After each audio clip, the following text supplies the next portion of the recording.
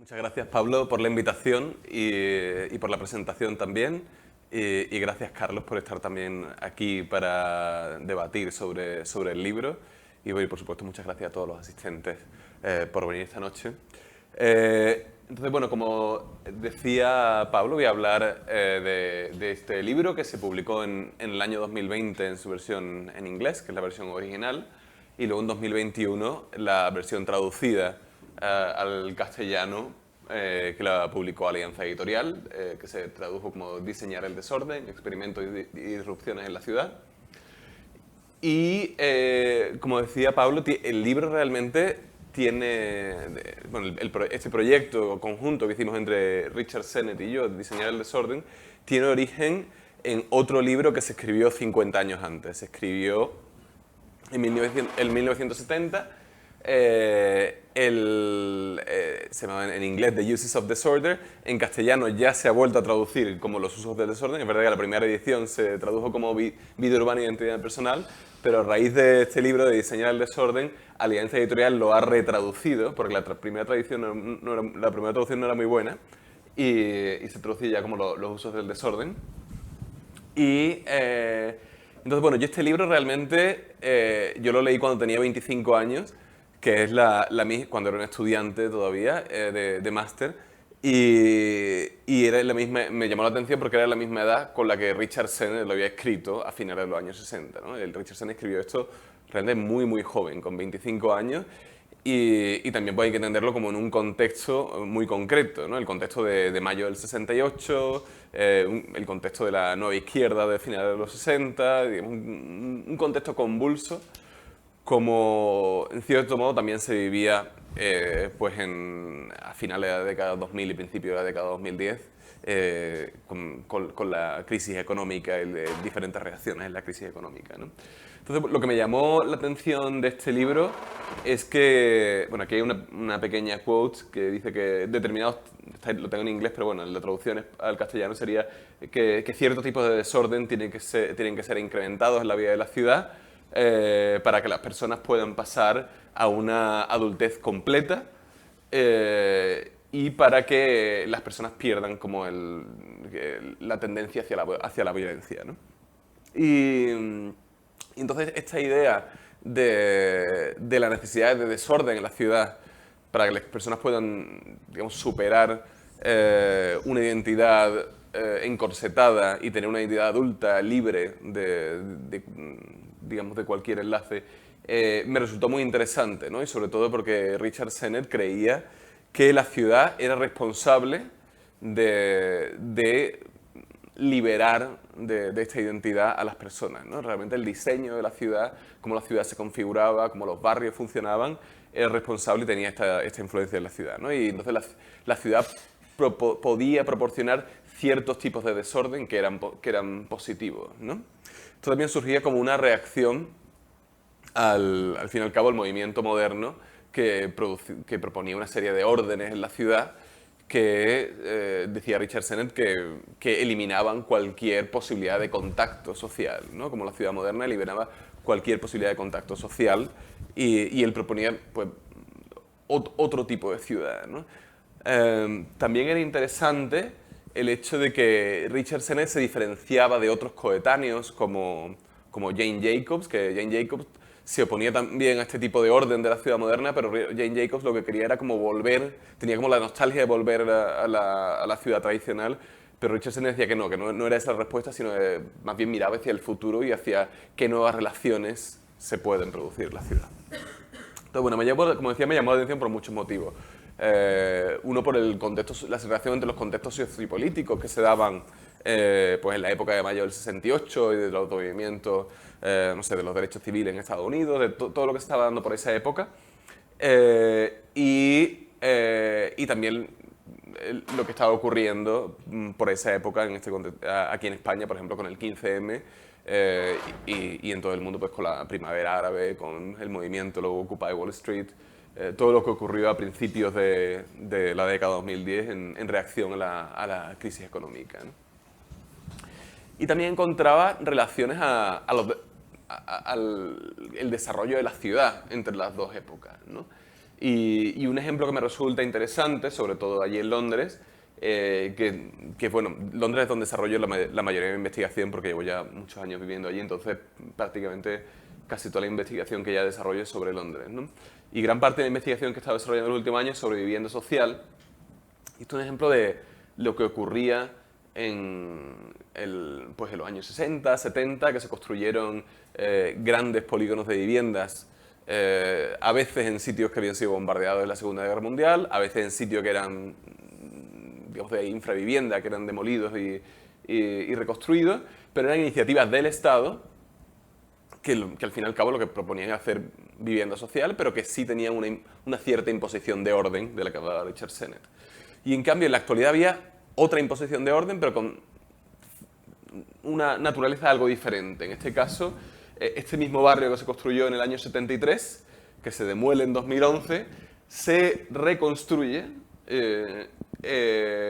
como que era un barrio de viviendas sociales, donde había unas 1.200 viviendas sociales, se reconstruye como viviendas de lujo, donde solo quedan unas 70 viviendas sociales y el resto son viviendas de lujo, que se vendieron prácticamente casi todas, las de la primera fase, a inversores extranjeros, ¿no? Y estos dos mapas aquí ilustran dónde fueron a parar las personas que vivían en estas viviendas, ¿no? Estas son las personas que tenían, esto lo hicieron varias redes de comunidades allí en Londres, en colaboración con académicos, hicieron estos mapas estos son los que vivían en vivienda social, que fueron se les dio una casa más o menos cerca, pero no tanto. Y estos son los que habían comprado su vivienda social, que se tuvieron que mudar fuera de Londres porque con la compensación que le daban no les llegaba para quedarse en la zona, ¿no? Entonces, realmente se dieron procesos de desplazamiento que se parecían a lo que había ocurrido años antes y que también venían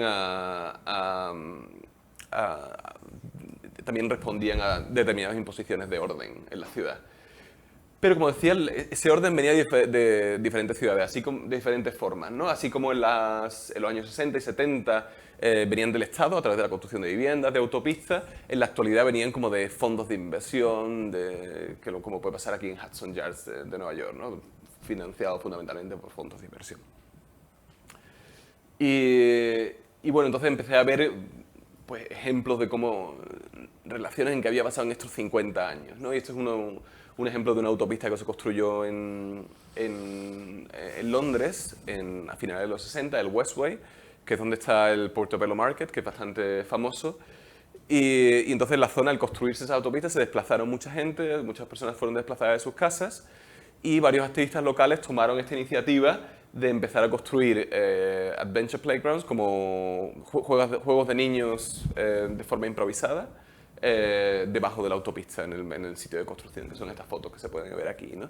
Y entonces, a través de esta acción de empezar a ocupar la autopista, consiguieron que al final el Ayuntamiento de Londres les cediera todo el espacio de la autopista, que son como unas 9 hectáreas de tierra, para uso comunitario. Y entonces empezaron a utilizar todas esas tierras para uso comunitario y construyeron pues, prácticamente uno de los espacios comunitarios más grandes del país debajo de la autopista, ¿no? que tiene, pues, tiene de todo, tiene como un skateboard, tiene para montar a caballo, tiene pistas deportivas, tiene espacios comunitarios, tiene como... Y eso se construyó a partir de esta reclamación de un espacio que la comunidad creía que pertenecía a ellos porque era el espacio que se había demolido y que quedaba debajo de la autopista. Pero como 50 años antes, la comunidad se dio cuenta que ese espacio se estaba como empezando a pervertir, que se estaba empezando a dejar como más a usos comerciales y empezaron a reclamar estos espacios. Esto es uno de los ejemplos de reclamar otra vez estos espacios, ¿no? A través de este espacio que se llama The Village, Ackland Village, y que fue un espacio que cuando se incendió una de las torres, la Torre Grenfell en la zona, que fue como una tragedia grande que hubo en el año 2017, se creó este espacio improvisado para ayudar a las víctimas, para acumular donaciones y también para hacer como un proceso de superar el trauma por el que había pasado el barrio, ¿no? Entonces empecé a ver cómo existía realmente una relación incluso espacial y social entre los movimientos sociales en las 2 décadas, ¿no? Y entonces, bueno, lo que empezamos Richard Sennett y yo a plantearnos es cómo de estas acciones que identificamos tan interesantes como las que pasaron en el Westway, tanto hace 50 años como en la actualidad, cómo eso se pasa, digamos, a la escala urbana, ¿no? Y lo que los dos se nos viene a la cabeza es que realmente estas acciones tan pequeñas, la cuestión no es ampliarlas de escala, ¿no? Porque al ampliar las escalas pierden como su significado, sino es que trabajen en red. Y entonces por eso proponemos en el libro esta estrategia doble que se llama redes y municipalismo. Como realmente para conseguir lo que nosotros a lo que aspiramos, que es una ciudad que funcione como de forma anárquica, poder construir una serie de, o sea, que se promuevan la creación de redes que tengan como pequeños nodos, o sea, pequeñas intervenciones o iniciativas comunitarias que son independientes entre ellas, pero que trabajan en red. Es decir, que entre ellas intercambian conocimiento, colaboran, pero que tienen cada una sus propias formas de tomar decisiones, ¿no? Y a su vez, de forma paralela, existe un apoyo, un apoyo institucional, unas instituciones municipales abiertas que dan apoyo a estas redes, que aprenden de ellas, pero que también se aseguran de que nadie nadie está excluido y que todo el mundo tiene como ayuda, ¿no? Y que se proporcionan unos servicios mínimos. Entonces, a partir de aquí, a través de una serie de ejemplos en el libro, proponemos cómo se coordinan estas dos escalas de gobernanza de la ciudad, como a través de redes, la escala que viene más como desde abajo y la escala que viene más desde arriba, ¿no? Y cómo ambas son necesarias, cómo la ciudad no se puede dejar a merced de que ocurran iniciativas vecinales, pero como tampoco puede ser gobernado totalmente desde arriba sin atender a las iniciativas vecinales, ¿no? Y de ahí prácticamente es de donde se basan las intervenciones que proponemos en el libro. Entonces, ¿qué significa cuando Richard Sennett y yo hablamos de desorden? Esto es una cuestión muy importante porque realmente no significan formas desordenadas, como propuso, por ejemplo, el posmodernismo, que la reacción del posmodernismo a la arquitectura moderna fueron pues, hacer formas más eclécticas y figuras geométricas más variadas digamos que se contraponían a las formas más puras del movimiento moderno. Perdón, a veces digo modernismo porque en inglés se traduce así, pero realmente en español se traduce como movimiento moderno. Y entonces, realmente eso no es lo que proponíamos, sino que realmente lo que proponemos es que se creen cómo poder hacer intervenciones de diseño urbano para que se creen condiciones para el desorden, es decir, condiciones para que haya interacción social, para que haya como mucho más contacto entre las personas, para que se generen estas redes. Y lo que proponemos es que realmente se pueden hacer estas intervenciones de forma física, se puede intervenir en el espacio público, en los espacios comunitarios para proponer estos tipos de desorden, ¿no? Y entonces decimos, bueno, ¿cómo realmente se puede hacer esta contradicción? ¿Cómo se puede diseñar el desorden cuando el desorden es como lo antidiseñado, ¿no? Entonces decimos que para diseñar el desorden se empieza desde la infraestructura. Es decir, la infraestructura con esta idea de crear condiciones, ¿no? Entonces hablamos de que las infraestructuras para el desorden, que es como la parte del libro de las propuestas, como se titula la parte del libro de las propuestas, son intervenciones iniciales de diseño urbano que crean condiciones para el uso no planeado del espacio público, las cuales son el punto de partida para un proceso continuo y abierto. Es decir, cómo crear condiciones iniciales que luego pueden evolucionar, ¿no? Entonces, bueno, lo ilustramos a través de una serie de escalas que voy a explicar ahora y también una serie de dibujos. Y entonces, bueno, las escalas, realmente no son escalas, son como casi dimensiones de intervención, son la escala de abajo, la escala como casi de bajo suelo, de la infraestructura como más dura de cables, la escala sobre la superficie urbana, la escala en sección y también los procesos y los flujos. Pero bueno, casi un poco antes de explicar estas intervenciones, sobre todo para aquellos que no conozcan tanto el trabajo de Richard Sennett, es importante explicar la diferenciación que Richard Sennett hace entre la ciudad abierta y la ciudad cerrada. La ciudad cerrada para Richard Sennett es aquella ciudad que no tiene la capacidad de evolución, que tiene todos sus usos totalmente predeterminados, las funciones están fijas y bueno, pues centros comerciales, digamos, todo esto son ejemplos de esta ciudad cerrada, ¿no? Y en cambio la ciudad abierta es aquella que tiene la capacidad de adaptarse, aquella que está en continuo cambio y que sí da lugar a estos usos del desorden. Entonces lo que hablábamos es que las intervenciones que buscamos son aquellas que son capaces de transformar la ciudad cerrada en la ciudad abierta, ¿no? Y habrá ciudades cerradas que tengan como más potencial de ser transformadas en ciudades abiertas, otras que sean mucho más complicadas. Y empezamos, como decía, desde la infraestructura, desde abajo, ¿no? Entonces empezamos a hablar de bueno, que realmente qué infraestructura puede hacer que se generen relaciones sociales. Entonces empezamos a hablar bueno, cómo realmente la infraestructura, cuando se hace mucho más colectiva, se producen mucho más interacciones sociales. Utilizamos, por ejemplo, el ejemplo de las cooperativas de energía solar, donde grupos de vecinos y vecinas se juntan y forman una cooperativa que financia paneles solares y comparten la energía y crean formas de gobernanza para compartir esa energía y esos recursos, y en comparación como cuando cada uno pues paga su factura de la electricidad, ¿no? Y digamos el diferente tipo de relaciones sociales que se pueden producir en una infraestructura colectiva en contraposición a la infraestructura individual, ¿no? Y cómo realmente se puede empezar a colectivizar esta infraestructura, y no solo ya cuestiones tan literales como la energía, pero infraestructuras como mucho más sociales. Entonces hablamos como la infraestructura realmente es un ensamblaje, ¿no? Bueno, utilizamos el término assemblage, que es como un término que utilizaban mucho los filósofos franceses, Deleuze y Guattari, pero que bueno, en la traducción al castellano la traducimos como ensamblaje, ¿no? Sobre todo por esta idea de cómo se puede reensamblar la infraestructura y reensamblar los espacios públicos de la ciudad. Y esto es un ejemplo de una plaza en Londres que se llama Gillette Square, está en el este de Londres. Yo he vivido cerca de la plaza bastante tiempo. Y bueno, la plaza solía ser, esto es la plaza de los años 90, que no era una plaza, sino que era un aparcamiento, que es pues el ejemplo de la ciudad cerrada, ¿no? Un aparcamiento, los coches entran, salen, pagan, entonces eso es una ciudad cerrada. Realmente hubo un proceso de transformar un espacio de la ciudad cerrado en una ciudad abierta, ¿no?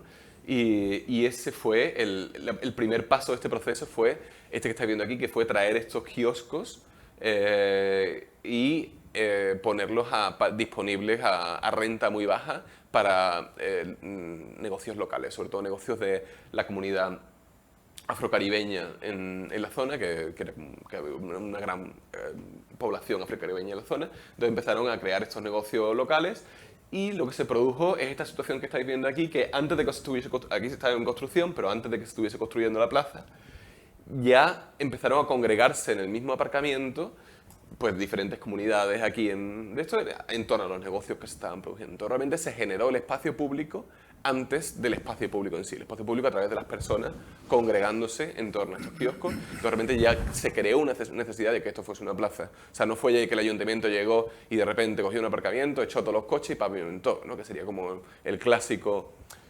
movimiento del ayuntamiento que podría generar muchas reacciones. Oh, se han llevado los coches, ¿dónde se va a aparcar? Aquí realmente se crearon una necesidad del espacio público, y realmente cuando la gente ya estaba congregada en el aparcamiento fue cuando se hizo la plaza, ¿no? Y esta es la plaza en construcción, ¿no?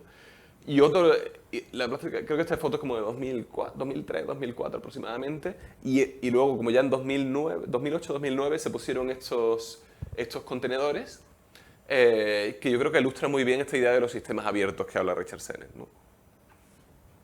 Se pusieron 2 contenedores de barco, así como adornados. Esto fue otro estudio de arquitectura diferente que el de la plaza. El estudio de la plaza es Hawkins Brown, que es un estudio más o menos grande. Y esto lo hicieron Math Architecture Arts, que es uno bastante pequeñito, compuesto de mujeres. Y pusieron estos 2 contenedores y empezaron a poner dentro de los contenedores diferentes elementos que hacen que la plaza se reconfigure continuamente. Aquí hay mesas de ping-pong, estructuras de mercado, juegos de niños, sistemas audiovisuales y de pantallas para cine. Entonces realmente esto es el ejemplo de una plaza abierta, una plaza que cada vez que vas y te acercas a la plaza es un espacio público totalmente diferente, ¿no? Y está en continua reconfiguración, ¿no?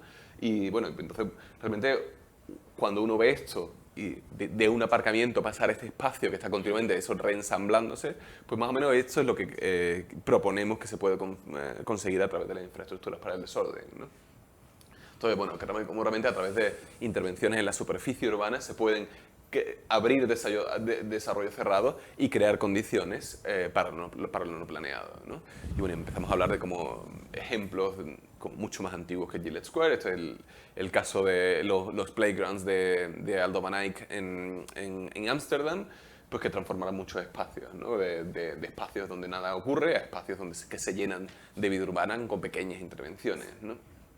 Y hablamos bueno, como para reensamblar los espacios públicos, pues hay que jugar con la materialidad de la superficie, con equipar la superficie urbana, con concentrar infraestructura en determinados puntos para que se puedan dar estas relaciones sociales, con crear estos sistemas modulares que se pueden ensamblar y desensamblar, tal y como ocurría en Gillette Square, y vamos ilustrándolo a través de diferentes dibujos de cómo eso puede ocurrir, ¿no? Y bueno, realmente la intervención en sección sigue con este mismo concepto, pero ya a una escala como mucho más tridimensional en la ciudad, ¿no? Realmente como estas intervenciones no solo ya ocurren en la superficie urbana, sino también ocurren en la sección urbana, como realmente se puede crear, sobre todo en barrios de viviendas sociales o en otros entornos más modernos que están como mucho más aislados de sus entornos, cómo se pueden generar casi esta continuidad de experiencias urbanas a través de la sección, ¿no? A través de intervenciones urbanas que generan una continuidad y que además pues dan cabida a diferentes actividades, ¿no? Y estos son los ejemplos que damos a través de estos dibujos, ¿no? Y aquí también hablamos de cómo se pueden ensamblar y desensamblar elementos de la sección. Y traigo aquí un ejemplo de Sevilla, que es de la ciudad donde yo soy, que fue un proyecto que duró unos años, que se llamó La Carpa, y era un proyecto que estaba en un barrio social semiperiférico en Sevilla, en el barrio de Miraflores, y fue en un trozo de tierra que estaba desocupado y donde una compañía de teatro y circo habló con un arquitecto local, un arquitecto activista que se llama Santiago Cirujeda, y les dijo que querían montar una escuela de circo, pero no tenían cómo ni dónde. Entonces encontraron este sitio y Santiago Cirujeda tenía varias estructuras que había reciclado de proyectos anteriores, como esa especie de araña y también otros contenedores, y consiguieron como una carpa de segunda mano y construyeron una escuela de teatro, ¿no? Donde se vinieron pues, varios colectivos a empezar a desarrollar actividades, empezaron a desarrollar actividades con el barrio. Pero a mí lo que me resulta interesante de este espacio, el que yo fui bastantes veces mientras estaba operativo para varias actividades, se celebró el Encuentro Nacional de Arquitecturas Colectivas aquí también, pero lo que me resulta interesante es cómo esta intervención inicial de repente dio pie a que otros colectivos dijesen, uy, nosotros nos queremos unir aquí, queremos también instalar nuestro espacio aquí y unirnos a digamos, a una ciudad como informal que fue creciendo poco a poco. Entonces, de repente, un colectivo como de fotografía y cine que se llamaba Cuarto Revelado montó sus contenedores allí y se unió a la carpa. Luego, otro espacio que estaba realmente, creo que no sé si en Málaga o Granada estaba, no creo si estaba en Málaga o Granada, que se llamaba Aula Abierta, que era como una especie de escuela de arquitectura alternativa, y no tenían ya el espacio en su ciudad, se lo trajeron a Sevilla y colocaron el Aula Abierta ahí, que es el edificio ese ahí detrás, ¿no? Y empezaron como a unirse las cosas y fue como este ensamblaje donde se instalan unas piezas iniciales, pero que da lugar a que cada vez se reproduzcan y se instalen más, ¿no? Y donde se dé lugar a esta red anárquica de apoyo y de intercambio de conocimiento, ¿no? Y luego el último capítulo de la parte de propuestas se llama Procesos y Flujos y realmente habla de cómo ocurre todas estas intervenciones de las que hablamos, ¿no? Y cómo se conectan, ¿no? Entonces aquí voy a explicar dos de las partes de las que hablo en el libro. Uno es reconocer la infraestructura social existente. Infraestructura social es un concepto del que habla mucho Eric Klinenberg y que son aquellos espacios y agrupaciones de personas ocupando espacios que fomentan las relaciones sociales, ¿no? Y entonces realmente uno de los problemas de muchas de las intervenciones urbanas de hoy es que no prestan atención a las infraestructuras sociales existentes, ¿no? Así que muchas veces, bueno, pues aquí hay un espacio vecinal, fuera, vamos a hacer otro más grande, ¿no? Y muchas veces eso da lugar a que se rompan relaciones existentes, ¿no? Y este es el caso de uno de los proyectos con los que yo he trabajado mucho en Londres, que es el de Granville Community Kitchen, que es una cocina comunitaria que organiza 2 veces a la semana comidas comunitarias, cenas comunitarias, donde todo el mundo es bienvenido y donde realmente se produce como un espacio de reunión en el barrio, ¿no? Y el edificio donde llevan haciendo esas cenas durante años está a punto de ser demolido, ¿no? Y entonces están como ahora mismo van a ser desplazados a otro, luego cuando se termine. Entonces realmente en todos estos procesos ellas se han estado oponiendo mucho a la demolición, pero porque realmente se rompen como estos espacios de relación, ¿no? Entonces es importante atender a qué está ocurriendo y trabajar con la infraestructura social existente antes de hacer propuestas arquitectónicas. Yo creo que esto es algo muy importante y casi que muchas veces no se enseña de forma suficiente en las escuelas de arquitectura. Y luego la otra de las propuestas que hablamos es de la que hablaba anteriormente, cómo realmente crear infraestructuras que generen negociaciones y que generen relaciones sociales. Y este es el ejemplo de se llama Repowering London, que es una asociación sin ánimo de lucro en Londres, que ayuda a diferentes comunidades a crear cooperativas de energía, ¿no?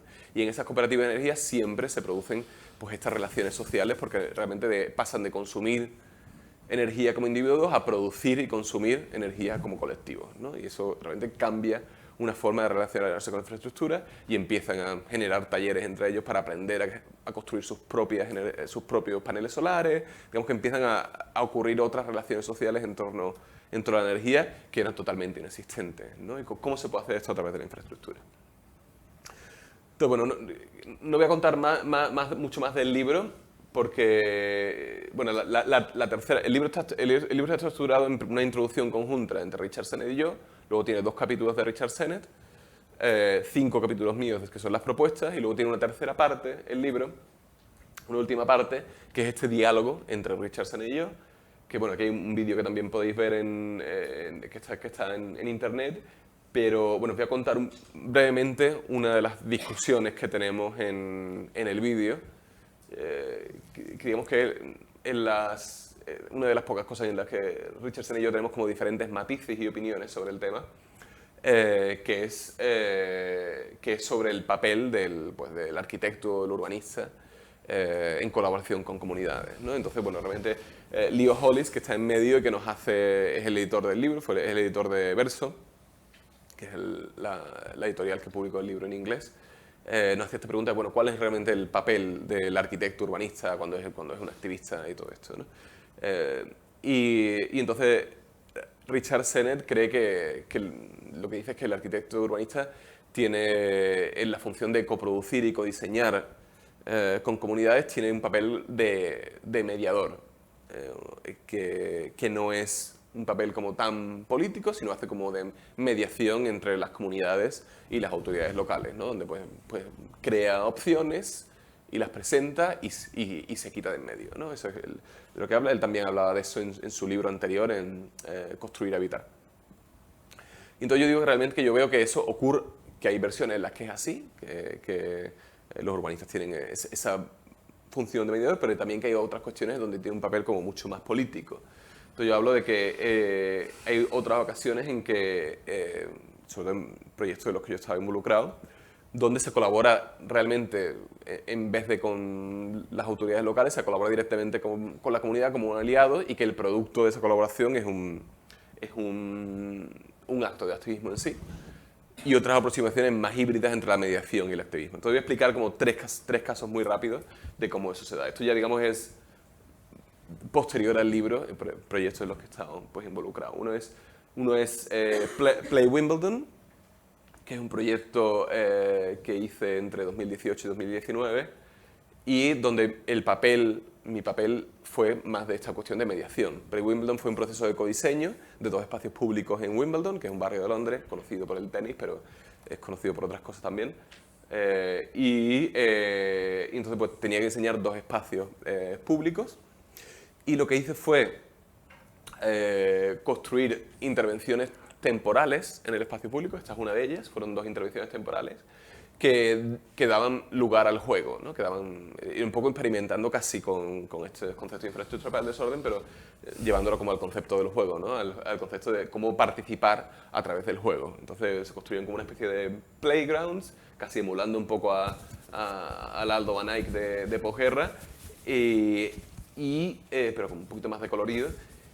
Y entonces organicé talleres de codiseño en torno a esos espacios, ¿no? Y este es uno de ellos, esta es una foto de uno de ellos, ¿no? Entonces, junto con vecinos y negocios locales, diseñamos los espacios como deberían ser construidos luego. Y uno de ellos se ha construido, el otro no, este todavía no se ha construido, pues luego vino como la pandemia y lo puso todo patas arriba. Pero bueno, son estos procesos de, bueno, realmente mi papel fue meramente de mediación. Pues convoqué a vecinos y a autoridades locales, estuvimos hablando, me reuní mucho con ellos, con los ayuntamientos, y fue como este problema de mediación, di un producto, me salí, no me llamaron más, lo han construido ya el ayuntamiento por su cuenta, ¿no? Este es un proceso muy diferente, ¿no? En este caso, un barrio que se llama Alton Estate, que es bastante conocido en el mundo de la arquitectura, bueno, quizá más allí que aquí, ¿no? Pero fue construido por el London County Council, que era como la autoridad local de Londres, que eran como muy discípulos de Le Corbusier por esa época, en los años 50. Y fue construido en Roehampton, que era como una new town de allí, de Londres, ¿no? Y gran parte del barrio está protegido por patrimonio, por el valor patrimonial que tiene, pero una pequeña parte del barrio, incluyendo esta torre que se puede ver aquí, no está protegida por patrimonio. Y el gobierno anterior de esa zona, de Wandsworth, que es ese municipio de Londres, quería demoler el barrio, tenía como demoler el barrio y como hacer un trato con unos promotores privados para hacer pues una promoción privada, fundamentalmente, con algunas viviendas sociales. Pues con correspondientes desplazamientos, con un incremento mínimo de vivienda social y una densificación enorme en un espacio sin apenas conexiones de transporte público, porque fue concebido como una new town, ¿no? Como algo muy...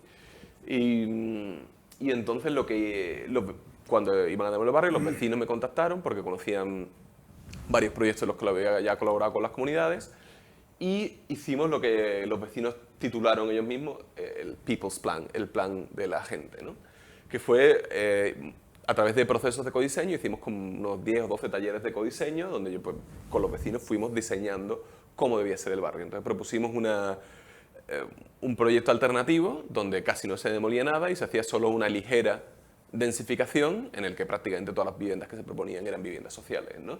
Trabajamos también con gente, hicimos mediciones para que fuese económicamente viable, trabajamos también con expertos en patrimonio, expertos en eficiencia energética y en emisión de carbono, y nos salió este proyecto, el People's Plan.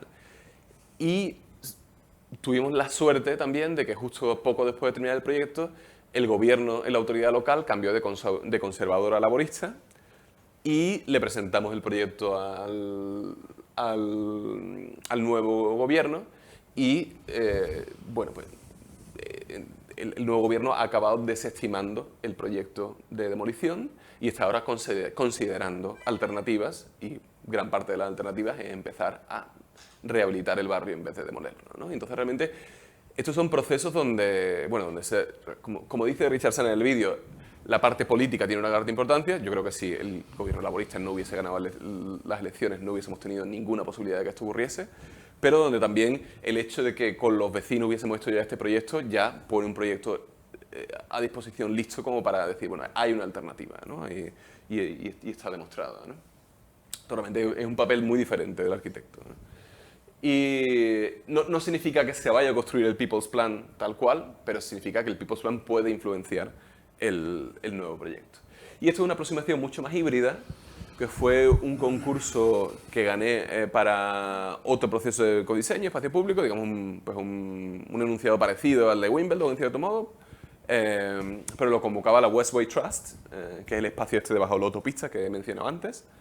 Realmente fue después de, este proyecto de este año, o sea, del año, bueno, final de 2021, lo hice, o sea, es posterior al libro.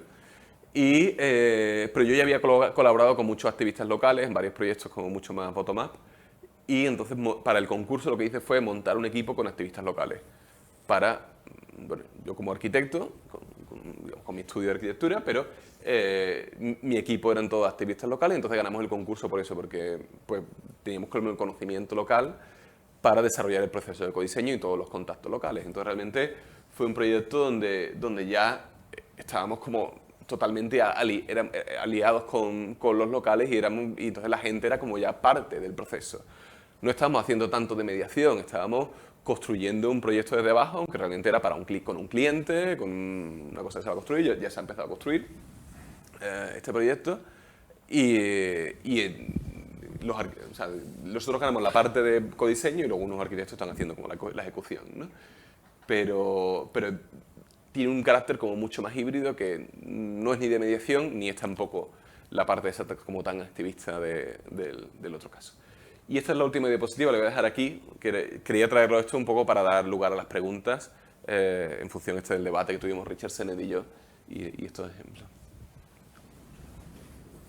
Muy bien, pues muchas gracias por tu explicación, que yo me he leído tu libro, me había leído el de Richard Sennett hace muchos años, creo que cuando salió, o sea que no me venía muy de nuevo todo lo que veía en tu libro, pero sí que me viene de nuevo ahora, es decir, yo veo en toda esta propuesta, no sé cómo llamarle, de urbanismo, no sé si tú tienes un nombre para definirlo así con una palabra, ¿qué tipo de urbanismo es este de diseñar el desorden, que como tú muy bien has dicho, es una expresión algo contradictoria, porque el desorden es algo precisamente no diseñado, es algo que sale espontáneamente. Entonces a mí me ha gustado mucho ver la foto esta de origen que creo que saca Richard Sennett de Chicago 1910, que ves esa foto y no sabes si estás en Chicago o en Marrakech. Es decir, en Chicago 1910 o en Marrakech año 2000, ¿no? Es decir, es curioso porque claro, yo oigo que hablas de desorden continuamente y parece que el desorden haya que fabricarlo. Cuando dices, oye, pero si es que el desorden estamos hartos de verlo en la ciudad histórica, ¿no? Es decir, también me llama la atención que no menciones a Christopher Alexander, que él sí que habla mucho del desorden que ya existe. Entonces, ahora parece que hay que volver a crear el desorden, pero a través de un acto voluntarista, ¿no? Es decir, ahora voy a introducir el desorden. Cuando, claro, si te paseas por aquí, por la calle San Miguel, no es como el Zoco de Marrakech, pero el Zoco de Marrakech sí que es un desorden absoluto que facilita los contactos, y ya no hablemos de la plaza de Marrakech, la FNA, la famosa plaza, donde ocurre todo esto. Yo creo que todo esto que explicabas, te vas a la plaza FNA de Marrakech, has estado en la plaza FNA de Marrakech, y ahí hay toda clase de saltimbanquis, encantadores de serpientes, cuentistas que te van contando. Y no es ese desorden el que ha crecido espontáneamente, el que habría que fomentar, más que inventar uno nuevo. Pues mira, yo creo que realmente lo que argumentamos en el libro es que realmente lo que está cada vez creciendo más espontáneamente, digamos, que si no haces nada, si no intervienes, sobre todo de la forma que ha evolucionado el capitalismo global, si no intervienes para promover este desorden, esta necesidad de interacción social, de contacto social, lo que va a ocurrir es lo contrario. Lo que va a ocurrir es, la tendencia de las ciudades actualmente es hacia el orden. Y ya que traes el ejemplo de Marruecos, yo creo que a mí me llamó mucho la atención que visité Tánger justo antes de la pandemia, 2019, o sea, Navidad 2019-2020. Me fui a Tánger y hacía muchos años que no iba a Tánger de antes, ¿no? Entonces me llamó la atención el cambio por el que había ido Tánger, ¿no? Sobre todo que se había construido un puerto nuevo ya con tiendas de lujo, con no sé cuánto. Entonces, realmente esa tendencia al orden y a esa ciudad como inmaculada y controlada por marcas, Bueno, ya, pero ya perdona, estaba ocurriendo. que un inciso. Si te vas a la Medina de Tánger, no ocurre nada de esto. En cambio, sí hay ese desorden. Pero puede llegar a ocurrir si se turistifica. Realmente las ciudades están... Todos estos espacios bueno, solo hay que ver en lo que ha ido ocurriendo en Londres. Muchos de estos espacios de desorden espontáneo se han ido como eliminando, y eliminando sobre todo por la especulación inmobiliaria. Por la especulación inmobiliaria, que todo lo que... escribí hace poco un artículo que va a salir pronto, que habla de que todos los espacios que han hecho a Londres una ciudad famosa y conocida mundialmente, porque le han hecho una ciudad como atractiva, son espacios que han empezado a estar en peligro, ¿no? El mismo, por ejemplo, el mercado de Camden hizo a Londres famoso por este punto como alternativo y todo eso. Eso ya pues, prácticamente se ha eliminado. El mercado clásico de Camden y ya quedan pues, un par de punkies para hacerse fotos con los turistas, es lo que queda, ¿no? Realmente la tendencia es hacia el orden. Y eso es lo que argumentamos en el libro, es que como ha evolucionado el capitalismo global, de la forma de tragarse la ciudad, la tendencia es de todo hacia el orden. Entonces realmente hay que intervenir para proteger el desorden que queda y fomentar esas relaciones sociales. Sí, estoy de acuerdo. Pero ¿no crees que el orden ha venido en gran parte impuesto porque las ciudades han sido invadidas por el coche? Es decir, he oído hablar poco de coches. Y yo creo que el desorden con el que tú que tomas como objetivo y que yo en cierto modo estoy de acuerdo, yo creo que el orden impuesto en las nuevas ciudades ha venido por el nuevo urbanismo que parte de Le Corbusier y los congresos del CIAM de los años 50 y 60, en que todavía primaba la idea de que el coche era algo que había que tomar en cuenta a la hora de definir los espacios y la escala de las ciudades. Ese fue un gravísimo error histórico que todavía estamos pagando, porque claro, una ciudad de verdad es la que mantiene la escala humana, el contacto entre las personas, y esto es lo que ahora, curiosamente, estáis tratando de buscar. Ahora, yo la pregunta que me hago es si no hay ahí una parte de voluntarismo, de decir, bueno, vamos como sea a meter pues unos contenedores y unos juegos y o sea, creo que hay algo que a mí por lo menos, no sé lo que opinará los que estáis aquí, que por favor, si alguien tiene algo que decir, que lo diga inmediatamente, que no se quede callado, pero a mí me parece que hay un poco de una parte de voluntarismo, que quizá lo que habría que hacer es dejar que la ciudad vuelva a ser a escala humana y que la gente invada los espacios y ya ellos organizan el desorden, ¿no? Como ocurre en estos ejemplos que te he puesto de las ciudades norteafricanas. Y en Sevilla, de hecho, pues hombre, pues el barrio antiguo de Sevilla, la calle Sierpes, todas esas calles que hay por ahí, yo creo que ya ocurre, si le dejas a la gente, claro, lo que pasa es que luego salen las normativas municipales, sale todo esto.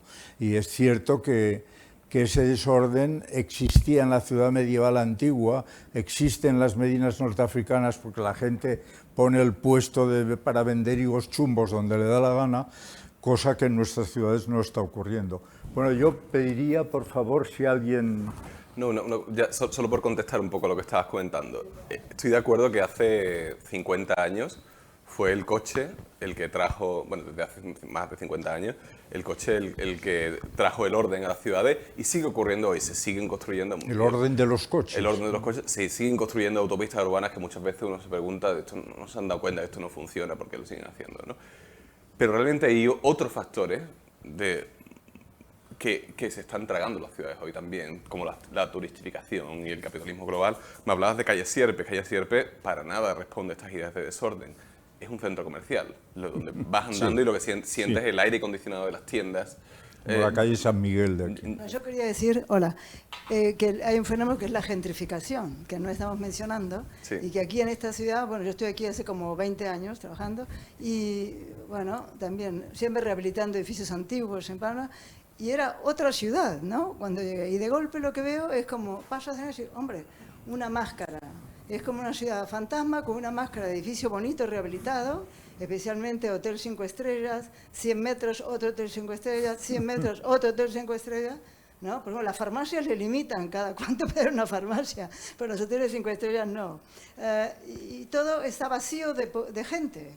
La gente del lugar, los niños, ya no hay nadie. Es decir, está todo muy bonito, pero se tendría que haber organizado de otra manera. Creo que en otros países como Dinamarca, creo, se controla más para que los alemanes no vengan y se compren Dinamarca, ¿no? Por ejemplo. Entonces, bueno, no sé, me parece que aquí ha faltado un poco eso, porque a mí que justamente los gobiernos más progresistas han puesto esta normativa de hotel, o solo hotel de 5 estrellas de 20 plazas. Me acuerdo, ¿no?, cuando iba a hacer un edificio, a ver qué se puede hacer aquí. Digo, ¿qué? Digo, ¿por qué solamente? ¿Qué pasa? ¿No puede venir a Palma una persona normal a pagar un hotel de 3 estrellas? ¿Qué pasa? ¿No pueden venir chicos jóvenes a una, no sé, un hostal, cualquier cosa que pueda haber en cualquier ciudad? ¿Qué queremos hacer de esta ciudad? La gente, los habitantes de la ciudad, poco a poco van quedando marginados. Exactamente. Sí, esto es lo que se llama gentrificación, o en fin, es decir, la intromisión del turismo de masas y de lujo que va comiéndose los comercios tradicionales y los espacios tradicionales. Y la ciudad está hecha de esto. Si vas transformando una librería donde te comprabas el periódico o una pastelería donde tal, y lo vas transformando todo en tiendas para gente externa, para turistas, y para turistas con alto poder adquisitivo, pues poco a poco la imagen de la ciudad se va transformando en un... Es lo que pasa en ciudades como Venecia. Antes la imposición del orden era como muy clara, venía como del Estado, el Estado construía autopistas, el Estado construía esto, y así es como se imponía el orden. El orden del movimiento moderno vino impuesto así, ¿no? Incluso el orden de los coches vino impuesto así. Pero realmente el orden de ahora es mucho más difícil de agarrar, ¿no? Porque realmente viene de estos fenómenos como la gentrificación, la turistificación o la especulación inmobiliaria, que son fenómenos mucho más globales, ¿no? Realmente es el hecho de que en Palma pues, y en toda la isla compran viviendas. Bueno, uno solo tiene que ver los escaparates de las inmobiliarias, ¿no? Y ver como las villas por millones de euros vendiendo. Y dice, bueno, ¿esto para quién es? ¿No? Realmente es para ingleses ricos o gente de ototros países. O oligarcas rusos. Sí, que vengan a comprarlo, ¿no? Y entonces realmente, por eso es realmente lo que decía, que la tendencia actual de la ciudad es, si no se hace nada, esto es lo que va a ocurrir. O sea, realmente las ciudades se van a vaciar y se van a construir en parques. Se van a construir en estos parques temáticos. Y ahí el proyecto de Gillette Square es donde me parece muy interesante, donde es realmente lo contrario, ¿no? Realmente es rehacer una plaza, y en vez de pensar en que la plaza, se podría haber pensado en que los Juegos Olímpicos iban a ocurrir a escasos metros y que había que traer a toda la gente a esa plaza. Pero no, lo que se hizo fue proteger a la gente local, es decir, bueno, estos negocios se le va a alquilar a gente del barrio a un precio muy asequible, ¿no? Un precio muy asequible que van a mantener todo el tiempo que quieran.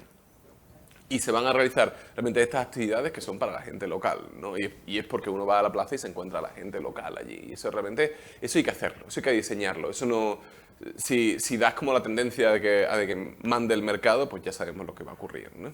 Y instituciones abiertas que piensen y que activamente luchen contra esto, pero también se necesitan intervenciones desde abajo, ¿no? Realmente el ejemplo de Gillette Square fue una iniciativa de una cooperativa que se llama Hackney Cooperative Developments, que es una cooperativa local que colabora con el ayuntamiento en realizar la plaza, ¿no? Y así, o sea, hay veces que vendrán de una iniciativa más pública y hay veces que vendrán de una iniciativa a lo mejor más vecinal, pero colaborando con la iniciativa pública. Yo creo que se necesitan las dos cosas, tanto ciudadanos y ciudadanas activos que defiendan pues, los espacios locales, los espacios de interacción social y de contacto social, y que piensen, digamos, como en realidades más colectivas que individuales, y también pues, instituciones abiertas que activamente pues protejan las ciudades, ¿no?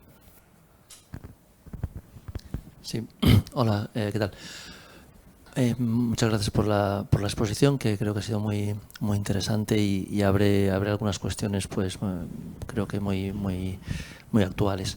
Yo quería preguntarte sobre qué opinión tenéis o planteáis en el libro sobre la posible función, las funciones de los espacios verdes en esta creación de espacios, no solo como lugares donde ocurren las interacciones sociales, sino como elementos que pueden generar o que pueden incentivar esas interacciones sociales que planteáis tan necesarias. Gracias. Sí, pues en el libro hablamos de los espacios públicos en general, y hay muchos de estos espacios que son realmente espacios verdes. Depende mucho también del tipo de ciudad en el que hablamos. Pues, por ejemplo, en el proyecto que mostró al final del People's Plan de Alton State, eso es un espacio que es fundamentalmente verde. Realmente son como viviendas sociales en medio como de un espacio súper verde, y gran parte de todo esto fue como transformar muchos de estos espacios verdes en espacios de interacción social, ¿no? Fue de lo que estuvimos hablando. Por ejemplo, en el caso del People's Plan de Alton State se daba una situación bastante curiosa, y es que todo el paisaje, digamos el proyecto paisajístico del barrio, está protegido por patrimonio, entonces no se puede hacer tanto, ¿no? Y entonces lo que hablamos con los vecinos es que había otros espacios verdes como más pequeños, que tenían muy poco uso y que no estaban protegidos por patrimonio. Entonces lo que hicimos fue hablar con la gente del barrio vecino, que tenía una iniciativa de agricultura urbana, y vinieron a contarnos cómo habían hecho todo el tema, ¿no? Y fue muy interesante porque lo que empezaron a hablar es cómo empezaron a hacer los vecinos del barrio al lado, empezaron a hacerlo, el tema de agricultura urbana, de forma individual. O sea, cada uno tenía como una especie de, no sé cómo se dice en español, pero en inglés se dice como allotment, sí, como un pequeño, sí, pero es como una especie de cajón de madera con esto encima. Entonces cada vecino tenía como uno de esos, se ocupaba uno de esos. Entonces al principio lo empezaron a hacer de forma individual, pero se dieron cuenta como que no funcionaba tan bien, porque unos vecinos los dejaban medio abandonados, otros tal. Y entonces empezaron a hacerlo de forma colectiva y se dieron cuenta que funcionaba mucho mejor, porque formaron como una asociación y cuidaban entre todos los parterres estos que tenían, ¿no? Todos los huertos que tenían. Y diferente gente tenía diferentes involucraciones. Hay gente que le dedicaba tiempo casi todos los días, gente que le dedicaba tiempo los fines de semana, gente que a lo mejor iba una vez al mes, ¿no?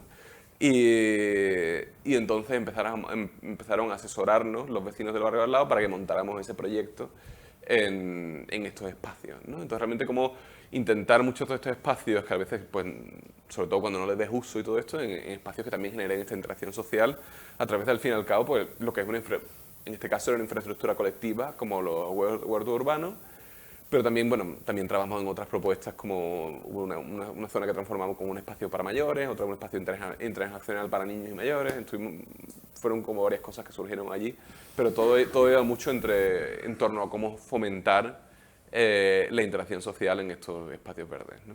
Te quería preguntar cómo conviven estas actuaciones que a priori son como tan frágiles en lo material y también en cuanto a la implicación de las personas que forman parte de esa transformación, con esa vorágine tan depredadora que sufren, bueno, tantas ciudades del mundo y Londres especialmente, a nivel urbanístico, de inmobiliaria, etcétera, de una cuestión puramente económica y de especulación.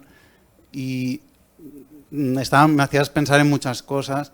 Entre ellas, me has recordado el mercado de la Boquería en Barcelona, que es como, bueno, yo vengo de allí y lo considero como un poco un medidor, un termómetro del devenir de la ciudad. Me ha hecho pensar en el tema del desorden, de toda esta actividad de la que has estado hablando, y pensaba he ido a lo largo de los años, desde niño hasta ahora, y he visto cómo ha cambiado de forma bueno, muy contundente. Entonces, ¿cómo puedes gestionar algo así cuando, por ejemplo, el propio vendedor de un mercado que tiene un puesto empieza a ver lo que llaman ahora, que me parece horripilante, del nicho de mercado en un turista que le puede comprar, en vez de una pieza de fruta, directamente un bol con la fruta troceada, con su cubierto, y lo puede vender a mucho más de lo que vendía la fruta a mi abuela o a quien sea, ¿no? Cómo todos acabamos como entrando en esa rueda y la ciudad se va como despersonalizando, y me hacías pensar también en Itziar González, la arquitecta que estuvo involucrada en el concurso para transformar las Ramblas, en el que ella pues planteaba muchas más cuestiones más allá del urbanismo puramente, de reformar una acera, plantar más árboles o cambiar a unas farolas, ¿no? Sino implicando pues todos los equipamientos culturales que envuelven ese eje, haciendo un censo real de los vecinos que viven en esa zona, es decir, muchas más cosas, ¿no? Bueno, y me sugieres muchas otras cosas, pero tampoco quiero quitar más tiempo. Sí, no, la verdad que es un desafío importante, sobre todo en ciudades tanto como Londres como Barcelona, que tienen como una presión, una gran presión, ¿no? Y yo creo que es una cuestión de crear esta conciencia colectiva, ¿no? Esta conciencia colectiva que se genera a través de la infraestructura social. Sobre todo porque pues bueno, la tendencia de la ciudad y cómo se ha ido generando es que bueno, pues hace pensar a las personas más individualmente, ¿no? Y pues hace pensar, pues en este caso al vendedor, más individualmente, pero se pierde esa conciencia colectiva de ciudad, de barrio, y yo creo que a través de la construcción de más infraestructura social, pues se genera, digamos, estas dos capas de la ciudad de las que hablaba, de redes y municipalismo, ¿no? De gente desde abajo defendiendo espacios y proponiendo espacios vecinales y espacios colectivos, y también desde políticas urbanas que fomenten pues digamos, esta infraestructura social y estos espacios de encuentro, ¿no? Entonces yo creo que así es como lo planteamos en el libro, pero realmente sí, no es una fórmula mágica, ¿no? Realmente todos los espacios, incluso en Londres, muchos de los espacios de los que hablo en el libro están siempre como en continua resistencia, por decirlo de alguna forma, ¿no? Porque pueden ser en cualquier momento. El mismo Gillette Square ahora mismo está yendo por un proceso de transformación que está siendo muy controversial y que no se sabe en qué va a acabar, ¿no? Porque han quitado los kioscos porque están transformando el edificio de detrás, han pasado a los vendedores al otro lado de la plaza, y está siendo muy bien, no se sabe muy bien cómo va a acabar el tema, ¿no? Y yo creo que eso ilustra mucho de pues, estos procesos de cómo realmente tienen cierta fragilidad y requieren pues, una infraestructura social potente que los defienda, ¿no? Pero a la vez hay otros proyectos, eso lo hablaba, no me acuerdo con quién lo hablaba el otro día, que ya se consolidan tanto que uno piensa, lo hablaba con unos estudiantes míos de eso, que estábamos hablando sobre las granjas, lo que es las city farms en Londres, ¿no? Que son granjas urbanas que ya están muy consolidadas en la ciudad como espacios vecinales, ¿no? Estos fueron granjas que surgieron sobre todo en la época de posguerra, la época de la Segunda Guerra Mundial, que eran espacios vacíos, bien porque habían estado bombardeados, bien porque nunca se habían desarrollado por diferentes motivos, y que se transformaron en granjas urbanas se acabaron generando asociaciones sin ánimo de lucro que gestionaban esa granja urbana. Y todavía existen muchísimas en Londres, y en el centro. Está Spitalfields City Farm, que está al lado de Brick Lane, pleno centro de Londres. Hackney City Farm, una zona que se ha revalorizado muchísimo. Stepney City Farm, que es justo al lado donde yo vivo, también está de Londres, pero muy céntrico. Muchas granjas urbanas, ¿no? Y Vauxhall City Farm, se me ocurren muchísimas. Y realmente, el otro día visité una con mis estudiantes que está al lado de Canary Wharf, se llama Matchwood City Farm. El precio del suelo sería brutal ahora mismo si se construyesen pisos allí. De hecho, se propuso construir pisos allí en los años 70 y se cayó la propuesta porque hubo un movimiento vecinal brutal que lo frenó. Y realmente son espacios ya tan consolidados que nadie propone construir algo allí. Realmente son espacios que, desde el punto de vista de especulación inmobiliaria, no son nada rentables, no producen nada de dinero, simplemente se mantienen porque tienen un pequeño café donde el dinero que ganan del café lo reinvierten en la zona, ¿no? Y la gente dona y tal. Pero realmente proporcionan tanto para que la gente se encuentre allí que nadie se atreve a esto y no se han turistificado, ¿no? Y yo creo que eso ilustra realmente lo que puede proteger las ciudades, yo creo, ¿no? Generar una gran infraestructura social dentro de los espacios. Bien, una quizá última pregunta, no sé si tenemos mucho más tiempo, pero una cuestión que a mí me ha llamado la atención de toda tu exposición es que es un urbanismo, una intervención en la ciudad que apenas ha pronunciado la palabra arquitectura o la palabra calle.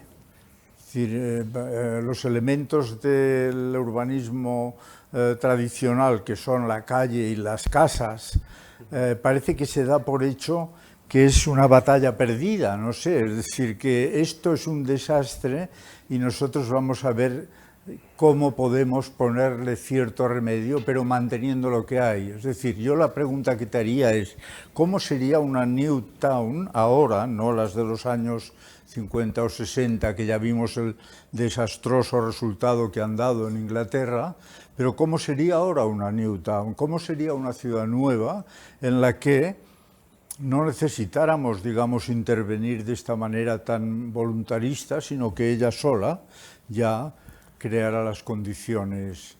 Pues yo creo que en la mayoría de las ciudades, no en todas, pero la mayoría de las ciudades, construir una New Town ya no es sostenible. Entonces yo prácticamente como que no lo planteo. Pero se construyen, Sí, se hacen nuevos barrios. Sí, pero yo planteo que eso realmente no es... Lo que planteo es que eso no es sostenible, sino que es trabajar sobre la ciudad existente. Lo que realmente... realmente hay muchísimas viviendas que ya existen. Bueno, pero la población crece, es decir, en algún momento el arquitecto o el urbanista tienen que decidir cómo va a ser un barrio nuevo o una ciudad nueva. Es decir, esto yo creo que en este momento, vamos, te hago la pregunta sin tener la respuesta, ¿eh? Es decir, ojo, porque yo creo que en este momento una de las crisis que está ocurriendo en la arquitectura y en el urbanismo es la ausencia de modelos. Lo hablábamos ayer anteayer con el libro este de la España fea. Es decir, el hecho de que cuando un visitante llega a una ciudad atraviese el ensanche de la ciudad casi sin querer mirar a los lados para no ver el horror y se dirige al centro histórico. Es decir, esto es un hecho automático. ¿Qué está pasando aquí? Es decir, que lo nuevo que hacemos no somos capaces de hacerlo tan bien como el centro histórico, que es a donde va todo el mundo inmediatamente.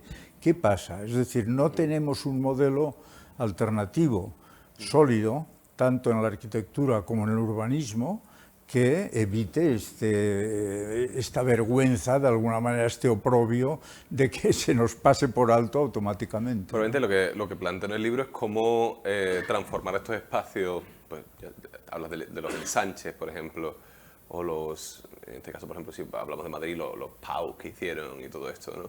Cómo transformar, esos son ejemplos de la ciudad cerrada, ¿no? Pues cómo transformar esos espacios en la ciudad abierta, ¿no? Y como a lo mejor, pues, si hace falta, que en muchos casos no hace tanta falta, introducir más viviendas, identificar algunas de estas zonas, se puede hacer a través de trabajar con tejidos existentes, ¿no? Por ejemplo, en el mismo caso del Alton Estate, que es una New Town, el proyecto que propusimos aumentaba ese trozo del barrio de 288 viviendas a, no me acuerdo, metía 50 más, es decir, le metía un 50% más de densidad.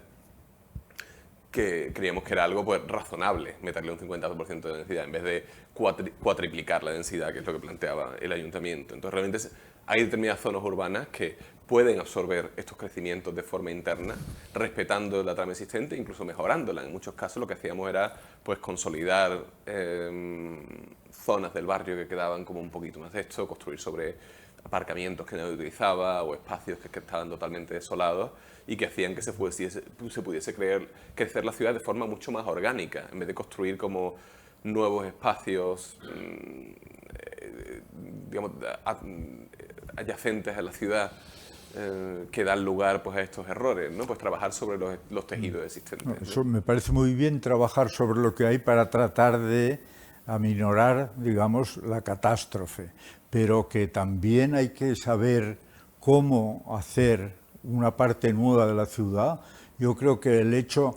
Vamos, yo te he dicho no tengo respuesta, tengo algunas respuestas. Lo que pasa es que no es el momento ahora de ponernos a hablar de esto, pero creo que la crítica que has hecho muy acertadamente a todos estos barrios nuevos que ha pasado en todas las ciudades, y es la España fea que decía Andrés Rubio el otro día, pero bueno, ¿cómo es la España no fea o cómo podría ser hecha de nueva planta, ¿no? Entonces yo creo que eso también está un poco vinculado a la mentalidad del crecimiento ilimitado, ¿no? O sea, la idea de que siempre vamos a seguir construyendo más y más y más y más.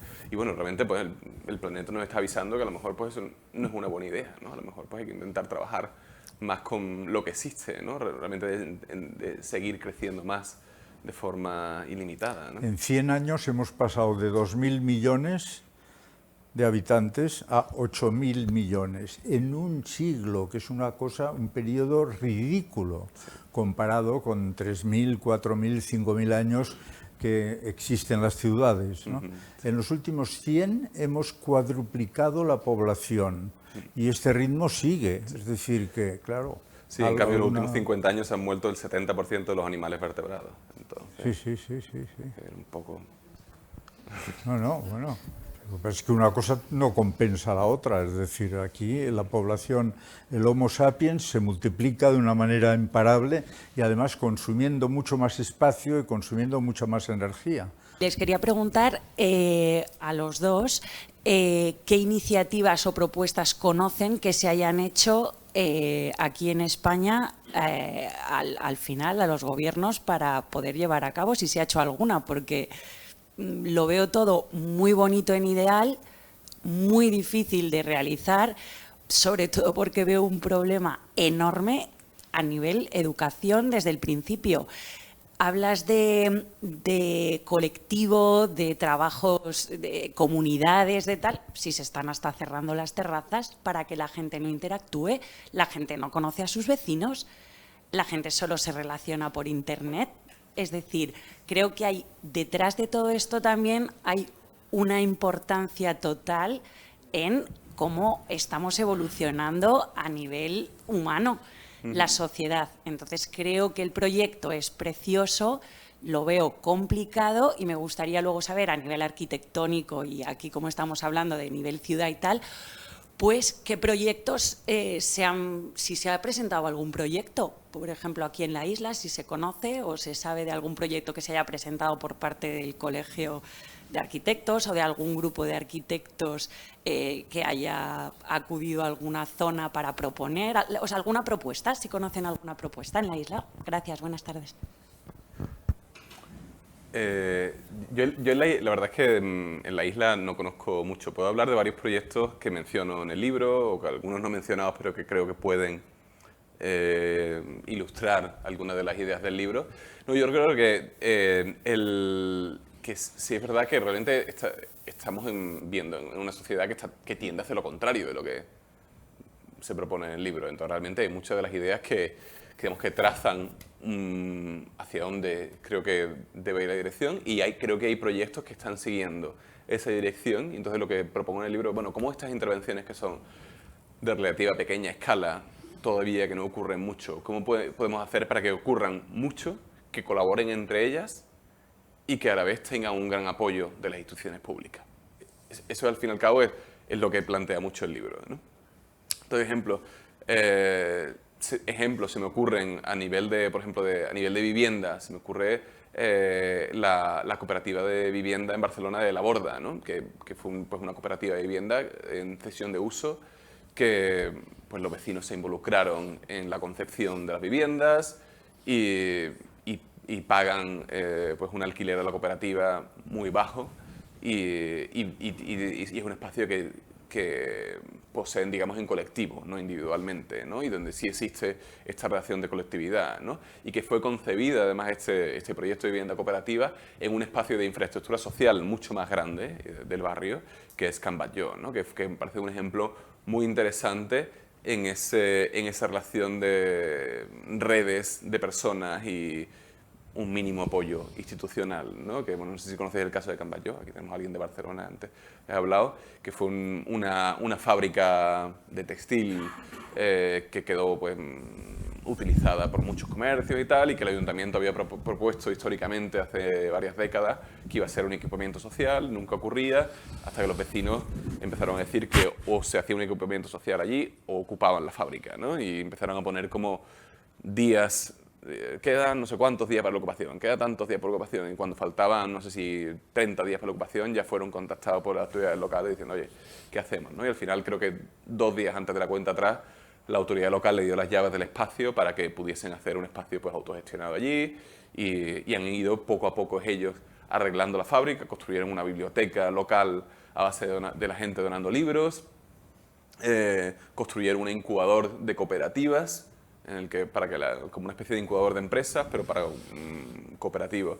Un espacio social, un bar, un teatro, un circo, un espacio donde la gente va y hace sus propios muebles. Realmente ha sido una infraestructura social que ha ido creciendo poco a poco a través del trabajo de la gente, pero que en la que luego en el mismo espacio se ha metido ya el ayuntamiento y ahora mismo está construyendo allí el archivo municipal, por ejemplo, ¿no? Y empiezan ya a hacerse un equipamiento municipal mucho más híbrido, que tiene una parte pública, una parte vecinal. Entonces, realmente, eso me parece un ejemplo muy interesante de una tendencia a la que se podría ir, que, como tú dices, ahora mismo son proyectos muy pocos en una vorágine que es como la contraria, ¿no?